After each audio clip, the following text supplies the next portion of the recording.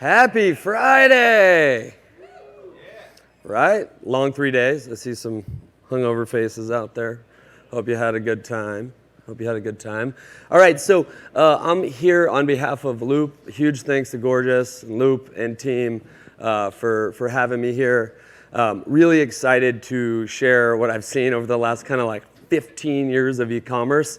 I feel like so much has happened in the last 3 years. It's easy to ignore the prior 10, where a lot of what I think is going to happen is rooted.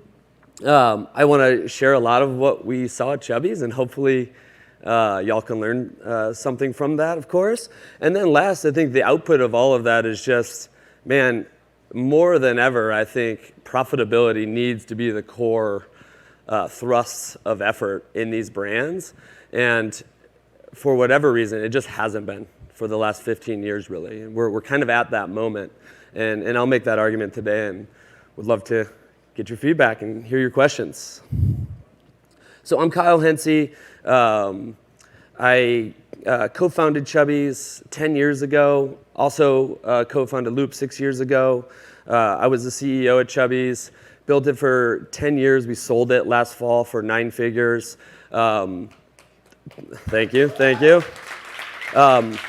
Man, what a journey. I'll talk through some of the fun moments over time.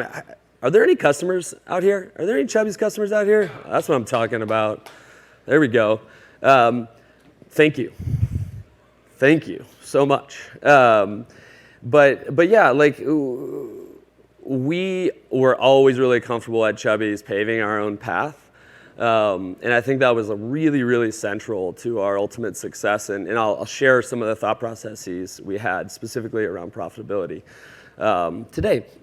All right. So before we get into the recent Chubbies story, let's just talk about what has transpired here in e-com, right?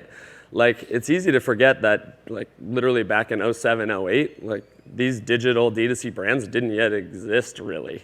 That wasn't really a thing. And so it's pretty recent. Of course, what I've done here on this slide is I've kind of outlined some defining characteristics, but really want to talk specifically to the e-com tech stack, the efficacy of ads and how it's just moved around a lot on these operators, and then also the sources of capital. These are really important vectors to be thinking about these businesses, particularly if you're an operator, because over time, these things have moved on brand builders. And they really, really impact these businesses. Let's just talk about the e-com tech stack.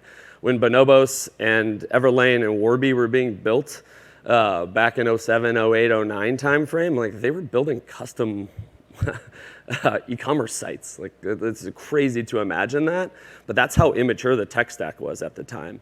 And over time, you can see, man, it has just gotten more mature, and there are so many cool tools out there today.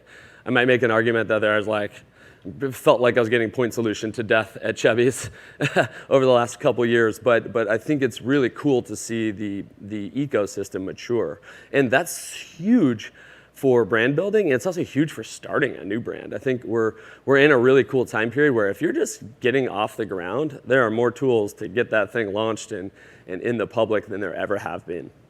You talk about ad efficacy, and I know a lot of folks are talking about this, but man, this started in kind of a medium, good, healthy place, got super lucrative in this middle zone when Chubbies was founded, when Figs and Allbirds. Man, it was the Wild West. I can remember when Facebook rolled out its ad platform. And it was completely Wild West. I think we at some point acquired 1,000 likes when likes mattered on Facebook. And we did it by incentivizing people with koozies. I mean, that's how Wild West it was when we were starting the business. Now, you could scale infinitely. It feels very much like what's happening on TikTok today. And man, that stuff has changed. That is not true today if you're starting a business. It is hard, and it's expensive to really scale advertising. And then the last one is just sources of capital. I look at that second wave and say, boy, there was an abundance of capital. Chubbies was absolutely a beneficiary of that. And that also has changed. And I'll talk through some of the reasons why I think that's changed. But I think a part of the reason why I want brands to start to take profitability seriously is that there isn't going to be an escape hatch, in my opinion. Brands are going to have to be built sustainably. They're going to have to make the hard decisions to protect themselves and protect the longevity of what they're building. All right, so that's good and well. There's these 3 waves of commerce, and then boom, 2020. Like, what a wild journey inside of these brands. At the time, Chubbies was 8 years into what we were building, and overnight it felt like this thing could be gone. Of course, we managed through it and we figured it out. But I think most brands spent the year of 2020 saying, hey, like, let's be creative, let's figure out how to survive. Super compelling time. When I think about the Chubbies journey, I probably grew more in that year, certainly picked up some grays, but grew more in that year than I had in any other year of building the business. 2021, boy, we were scaling digital wild. I'll show you a chart here of like how our business escalated in 2021. Is the best year of business we ever had, but boy, it put a lot of pressure on our operations. And then 22, we're coming off the high, and none of us expected the war that started. None of us expected a lot of these things. In Chubbies, we did expect for offline to become really, really important. So we had big strategies around omni-channel that have really paid off and been really, really powerful for us. But man, when we get to the end, let's call this 2030, looking back, I think you're going to look at these 3 years as just wild anomalies, but also a time of huge, huge growth for these brands. And it's my hope that brands also take what they're doing super seriously around profitability and come out of this time period far more sustainable than they were on the way in. And on the right, you can see revenue growth of Loops and merchants, just to kind of show you, man, 2020 for digital D2C businesses was a pretty lucrative year. There was a lot of growth in the business. 2021, whoa, and then you're seeing the slowdown in 2022. So just a couple data points to kind of give you the story arc of what's happened here. And again, the end reality here, in my opinion, is all of these brands, all these operators, people who've been building for 5 years, 10 years, et cetera, that we have to take a moment, take a pause, have an operational mindset shift to profitability. And the biggest and hardest one to do, we did this in 2016, but the biggest and hardest one is to say, hey, we're going to do this at the expense of revenue. So much of what you do when you're building a brand is going and finding new people and getting them involved in what you're doing. But you also have to be cognizant of moments in time where revenue at all costs no longer makes sense. And I think for most brands, we're pretty firmly there. And I hope people are starting to take this seriously. I'm just going to talk through some of the hard facts that have come down and are driving some of this conversation around profitability. Most of the brands from Wave 1 and Wave 2, including solo brands who acquired Chubbies, have come down 80% or more in value in the public market. So investors are looking at this world and saying, I don't know how to help. I don't know where to invest, et cetera. So I don't think operators should be waiting for it. I think also you're seeing, because there's so many great tools and you can get a brand live so quickly and easily, you're seeing fierce competition by product category, more so than ever, I think. So it's, on one hand, it's like really cool and entrepreneurial that you can get these things live and test them. And on the other hand, it's really, really hard to scale these things. But at the end of the day, it is far more competitive, I think. And then the last one is just psychological. This is really hard to come off a high and be hit with a low. And when you're managing a team, at Chubbies when I left, we were about 100 or so employees, and managing them through that, getting them excited every day about generating profits, sounds crazy. Everybody should be excited about that, but it was new. And at the time in 2016 when we were doing it, it was quite contrarian, actually. So I'm a big nerd. I'm gonna drop some of the math here in just a second. It's super distracting. I don't know if you can see it up there. But I just want to talk through how we went about thinking about when we were making these decisions in 2016.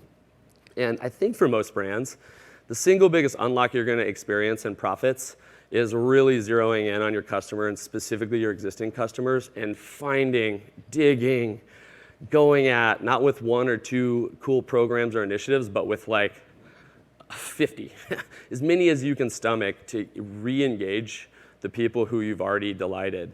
And we did this in 2016, and this is the process we went through. We basically said, hey, make sure you understand your unit economics top to bottom. This is a sample on the right. The numbers are made up, but generally accurate, I think, for most brands. Just force rank these buckets and actually commit to improving these things. In this particular case, on the unit economics chart I built here, we just put in what profit we wanted to target. And in this case, we said, let's do a minimum of 10%. When you have a forcing function, like a 10% target or 20% profit target, whatever you want to make it, whatever's right for your business, it was really easy to see the likely areas we could really make a difference. For most businesses, it's some combination of headcount costs, marketing costs, and product costs. Marketing spend in particular, I think, has the potential to be the most lucrative and is also the one that is most often ignored. It's not super fun to reduce marketing spend, right? And so nobody really wants to make those hard decisions. And you have to go into the conversation with some bravery saying, hey, we're going to reduce marketing spend by 40% next year, but we're going to eke out some growth. And you're going to see profits explode. And that's exactly what happened for us. So underneath that, when you're pulling down this marketing spend thing to make your business sustainable for the long run, like what was actually happening? The 2 biggest levers for us, and I think this is pretty true for most brands, mix shifting into repeat. And again, I'm going to go through the list later, but we did so many big swings on trying to make that work. And no one of them was the silver bullet. It was the amalgamation of all of them. And I think it's really easy to imagine somebody with a perfect wand that just fixes everything. That's just not what happens. It's a myriad of things stacked on top of each other that end up making big differences. So we mix shifted into repeat, and we also said, hey, the thing that's really expensive right now is driving new traffic. What if we just really zero in on existing traffic, or really zero in on own channels and email, right? Like we fundamentally took our time, top to bottom, from the executive team to the most junior people, and moved it into things that were just more profitable for us as a business. So it really does need to happen top to bottom. So want to talk through the Chubbies journey and just kind of like how we went about this. So we were in business for 10 years. I founded Chubbies with 3 of my close college buddies.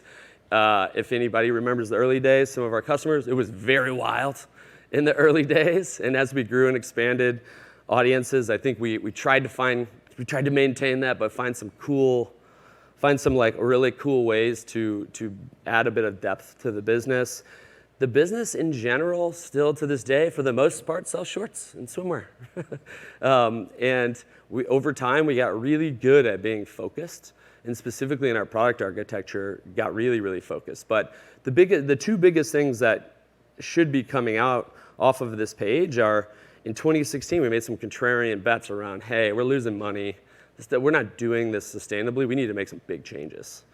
And these sort of profit changes, when you're managing an e-com business, you're used to getting all of these reads instantly, right? This was a 2-year slug, right? So we were making changes for 2 years before we really saw the benefits of this, and we took the business profitable in 2018. We're safely very profitable in 2019, and then scaled super well through COVID. The other thing is, when you're really zeroed in on repeat, and we always were pretty focused on repeat. During this time, our repeat rates went from kind of 40-ish% to north of 50. So we were really, really driving significant change in repeat, and it just unlocked the business. But when you have that, your business can be more sustainable. E-com businesses can be up and down and all over the place. They usually are not very linear. But the Chubbies journey for us was actually quite linear. We just kept building and kept building, kind of slow and steady. And then in the end, this focus on profitability is super rewarding. It allowed us to do stuff like start a foundation. I mean, we started a foundation based off of mental health, where we now donate it. I think this year we'll donate something like $400,000 to really great organizations. And campaigns and initiatives like that can really evolve what your brand means to your audience. And it's just one of the biggest, most rewarding things that came out of this whole profit journey. So, like, what actually happens when you start down this path, right? So, like, let's just say hypothetically, we've decided we're going for profits. We've got 100 people in a room. That's everything we care about. It makes every decision, and that's in lieu of we're willing to walk revenue to make that happen. What ends up happening operationally on the day-to-day is you add a lot of nuance to your decisions, right? If you look at these buckets, marketing spend's a great example. Of course, we want to acquire more customers. We want to do cool campaigns, and we want a crap ton of people to come experience our brand. But at what cost, right? So you're adding that second layer of depth to all of these operational conversations.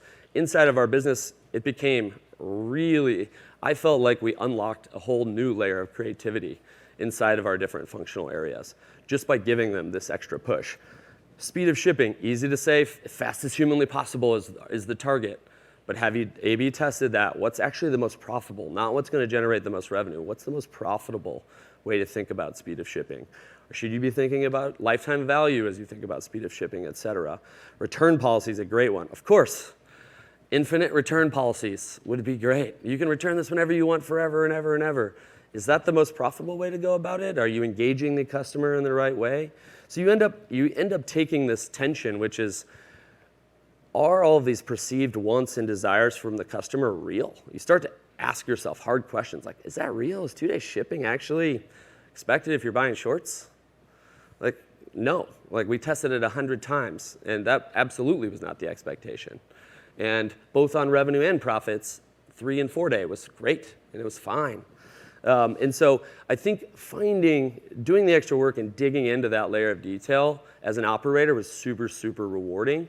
What it requires, though, is you build new ways to get visibility into deeper parts of your business. You have to start using new tool sets. For all the tech partners out there, I would encourage you to be thinking beyond, hey, we're going to generate a little bit more incremental revenue for you. What's the storyline around how you're going to be generating more profit for these businesses to make sure they're around in 10 and 20 years, right? I think one of the most powerful things we did, there's a saying, show me the incentives and I'll show you the man, right? We moved our entire incentive structure to quarterly incremental profit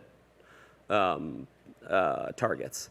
And man, I've never seen a team of 100 more excited and fired up to go generate profits, right? The entire ownership of their roles completely evolved, right? We went from an idea of like, hey, if we want to do a new initiative, we're going to need to hire a new person, to, hey, new initiative, that sounds great.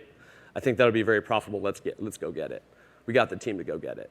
And that's just a fundamental change in the way that the team was thinking. Now, what did we actually do? I'm just going to talk to the repeat side of this. like I said earlier, we didn't like do one big thing. There wasn't one silver bullet. We did 5 or 6 really, really big things and then 100 other things, all zeroed in on repeat. I'll call out a couple of these. At the time, we were managing our business to a really, really high NPS score. I think the business still trends in the kind of low 80s. And this was us just studying all the feedback and making sure that every touch point was excellent. Making sure that the speed of shipping and return policies and all those things are really, really nice. And the customers are coming back. Make sure they're loving their products.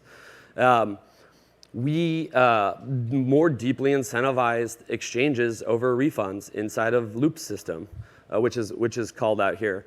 And that for us was literally recovering people who we'd acquired and who were just going to do a quick refund, and kept them engaged with the brand. Now they're doing exchanges. Now they're buying more stuff on the exchange, which they certainly didn't expect to be doing.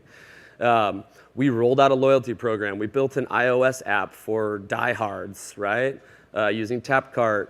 We rolled out we built a custom gift with purchase engine on our site. We rolled out like 5 or 6 different things, all geared up to unlock repeat. we got to the end of this exercise and we were seeing our cohorts up 20% systematically on an ongoing basis. The profit unlock from that was wild and really, really rewarding. And then the one that's really easy to forget about is just fundamentally building products and a merchandising architecture that is awesome for repeat people coming back and wanting to see newness. And so over the life of Chubbies, we've always had a lot of freshness on our site, but we really zeroed in on the purchase pass and what is really going to get somebody to come back and buy again. I'm going to do a quick case study just because Loop had me here. I wanted to give them a shout out. Thank you, team. In the Chubbies example, when we rolled out Loop initially, if you took all of our returns, about 60% of those were refunds. When we heavily incentivized our customers to stay engaged and keep buying with us, we saw two things. One, that number switched. It went from 60% refunds to 40% refunds. Now the majority of people returning were coming back to buy new stuff. We're keeping the cash in the business. We're keeping them engaged. We fixed the hole, which was essentially a leaky bucket, right? So really, really powerful. And for those people who stay in, right, our lifetime value completely exploded for those individuals. And so this is just one operational example of a rock that once you figured it out and you set it up systematically, your business is just operating on a different profit tier. And we literally looked for, like, we tried probably 50 different things like that as a business. So all of this to say, I think we're entering a time period where brands really, really have to take seriously how they're generating profits and how they're going to be around in 10 years.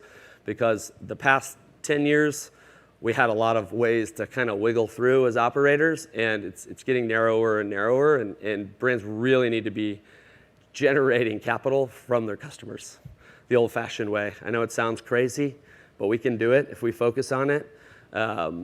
And before I leave, I just want to share that, like, there's all this like crazy stuff out in the world. There's recession, there's this, that, there's inflation, blah, blah, blah, blah, blah. I still think at the end of the day, the future is incredibly bright for these e-com businesses. Like I said earlier, it's a really unique time to be starting something. I would encourage anybody who's interested to just get in there and start testing and trying.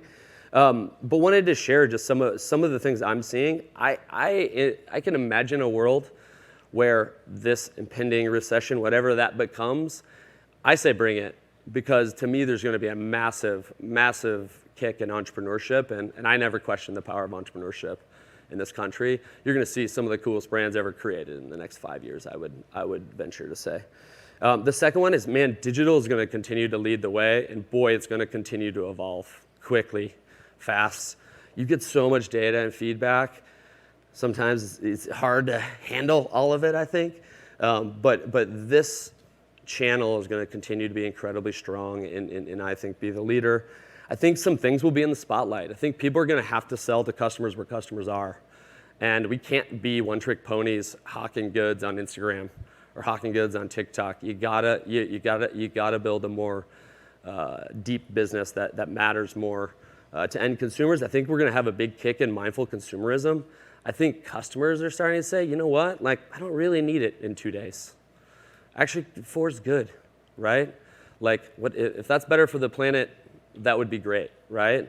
I think we're going to have a big unlock there. And then I think in the spotlight also will be the value of the growing number of tech providers.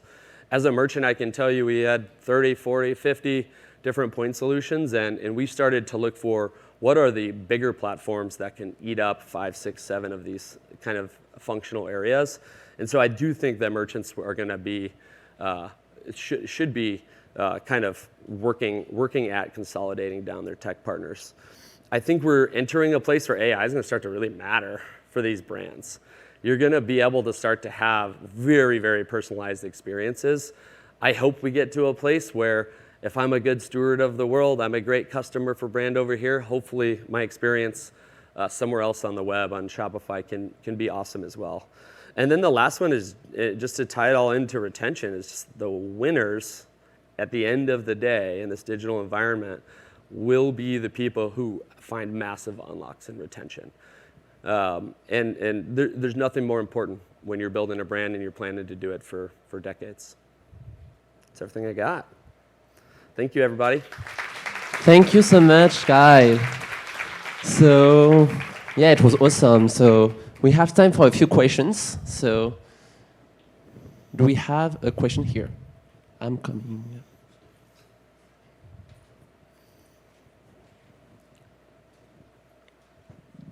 Hi, Kyle. Thank you so much. Really inspiring to see your journey, and thank you for being so transparent about every step of the way. I'm curious about your transition from e-commerce into physical retail. And just can you talk more about that? Was the timing of when you guys transitioned into retail good in your opinion? When you do it at that point in your business again? Yeah. And looking back, how could a brand be more prepared for entering into that? Because I know it's a big undertaking. Yeah, I think the two big lessons learned, or that when you're in the early days, you make a lot of statements, absolutes. We're never selling in retail stores. We're digital, right? That over time don't travel well. And the simple reality is the law of large numbers catches up with you no matter who you are. And 80% of what's transacting in this world is in an offline environment. And so one of the things we learned about our brand, it makes a ton of sense looking back at it, but was not that clear on the way in, is that a lot of the purchases are impulsive by nature, if you think about our brand. And so, of course, we have an awesome trap in our digital experiences to get people engaged with the brand, but man, like Nordstrom's really good at this too. Dick's Sporting Goods, very good at what they're doing, right? And so finding some of those partners was actually one of the biggest ways to reduce reliance on ad platforms that we can't control, right? Because those channels are just so much less connected to the ad platforms. So that was cool. And then the last one I would say is, I think all brands really should be planned from day one to have all of these channels. But important not to forget that operating your own retail stores is very hard operationally. Operating wholesale with Nordstrom's and Dillard's and all of these partners, an amazing business. We're getting so many more people engaged with our brand, but also operationally incredibly complex. So I think the lesson was just make sure you take your time and you have the team set aside to actually do these things and do them well. I think doing either of those poorly operationally will get you. Thank you. Maybe we have another question. I come back.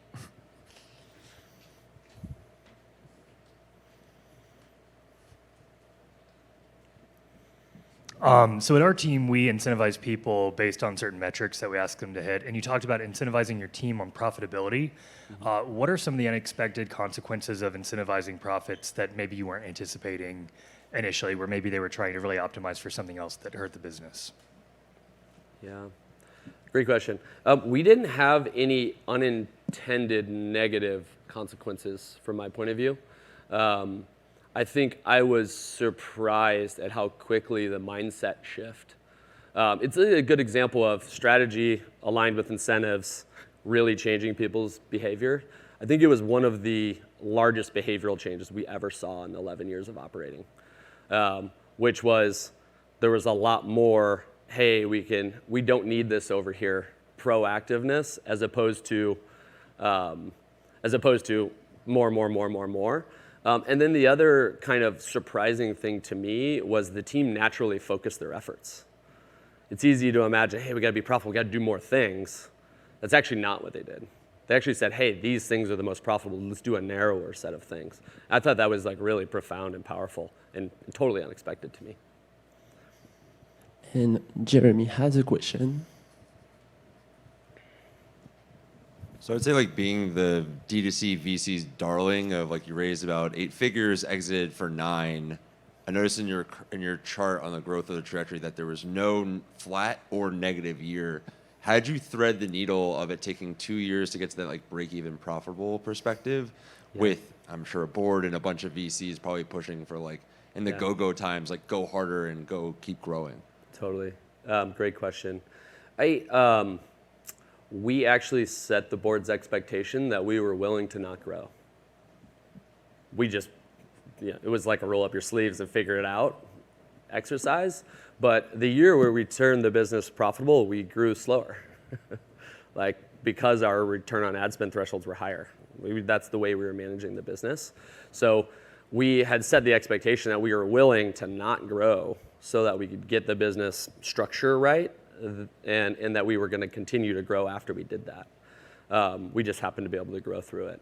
And I do think, like, why is an important, like, how did that actually work? Because we have so much strength and repeat in our business, it kind of took over. And so most of the growth came out of repeat as opposed to new acquisition, which is expensive. Yeah.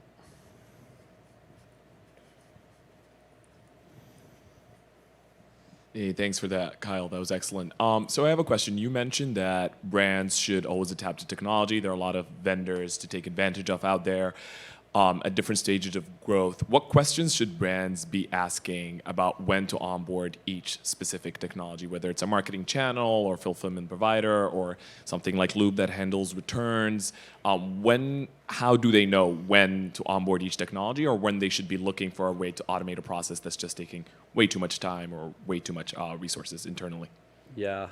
Oh man, that's such a complex question. Like, I think, unfortunately, the answer is it depends, right? I think as much as you can, in particular, the more digital you are, let's say you're 100% digital, I think you should be looking to leverage technology in lieu of building a massive staff wherever you can. Whatever scale makes sense for the size of business that you are, that allows you to be profitable. I would kind of like maybe change the question a little bit, which is to say, what should the brands and merchants be really focusing on with these technology partners? And to me, you can imagine it's, how are you going to help me build a sustainable business that's systematic on an ongoing basis, right? So if I'm here, how do I get to here and stay there and start to improve off of that? I think that's the question, and I think that needs to transfer into a profit question and less of a, how can you help me incrementally eke out small revenue wins?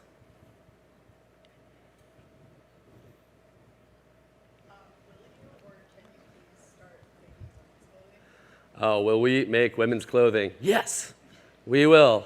And we have in the past. You can imagine the brand Chubbies. Some tough dynamics there at play that we're mindful of course. But we have an awesome business that is family matching. So you have kids and their dads and their moms all kind of getting into it on their weekends. And so that's a big thrust for us, and you'll definitely be seeing some of that. It's over here. What were some of the best early hires that you made that you think really helped drive the business, and what, in retrospect, what roles do you wish you hired earlier that you think really would help propel that growth even faster? Yeah, I think some areas where we were different, slightly different answer, but areas where we were very different, I would say, we built our own in-house content teams. So we have a comedian who's on full staff, who is the person, he genuinely is hilarious when he's generating content. And so we had pretty large content development teams in-house, which is, you don't see often. And I think we got a lot of leverage as a business out of that and like becoming really good at that. The other one, and again, it goes back to those margin buckets, right? When you look at those, you got marketing spend. The second one is product costs. Really, really strong product and sourcing people. For a brand that has a lot of levity like Chubbies, if you pair that with really, really exceptional product, it's a really interesting value proposition. And almost like people expected a little bit less. And so I think it was a really interesting part of our value paradigm as a brand was bringing both of those things and getting great production and sourcing people. I mean, there was a time when we were producing everything in the United States and our gross margin was like in the 50s. And we've made a lot of we made a lot of movement on that number. But it's probably the biggest move of all the numbers in our story. So I would say that I would experiment with new and more experienced production and sourcing people. Probably. Thank you so much, Kyle. It was amazing. Thank you you. so much for sharing your experience.